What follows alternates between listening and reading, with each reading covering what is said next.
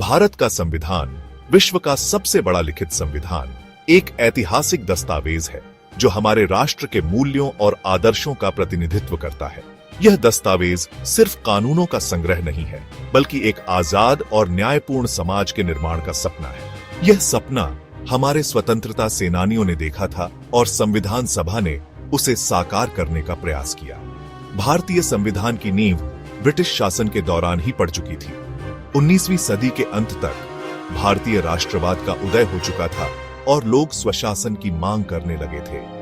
1928 में मोतीलाल नेहरू की अध्यक्षता में एक समिति ने भारत के लिए एक संविधान का प्रारूप तैयार किया था, जिसे नेहरू रिपोर्ट कहा जाता है।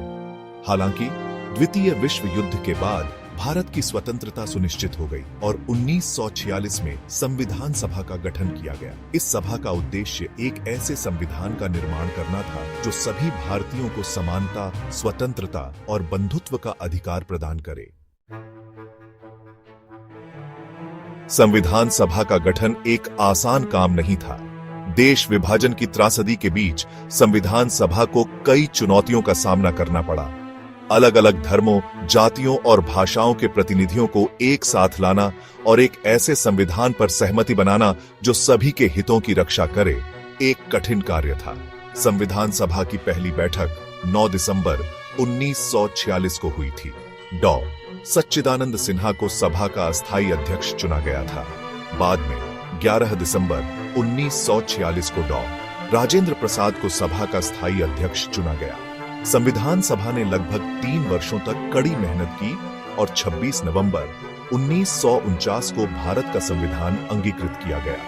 यह दिन भारतीय इतिहास में एक महत्वपूर्ण दिन के रूप में दर्ज है, क्योंकि इस दिन भारत को एक संपूर्ण प्रभुत्व संपन्न, समाजवादी, धर्मनिरपेक्ष, लोकतांत्रिक गणराज्य घोषित किया गया था। भारतीय संविधान का निर्माण एक सामूहिक प्रयास था जिसमें कई महान विभूतियों ने अपना योगदान दिया। डॉ. भीमराव अंबेडकर, जिन्हें संविधान का जनक माना जाता है, ने संविधान के प्रारूप समिति के अध्यक्ष के रूप में महत्वपूर्ण भूमिका निभाई। पंडित जवाहरलाल नेहरू, सरदार वल्लभ भाई पटेल, मौलाना अबुल कलाम आजाद, डॉ. राजेंद्र प्रसाद, सरोजिनी नायडू जैसे नेताओं ने भी संविधान के निर्माण में महत्वपूर्ण योगदान दिया।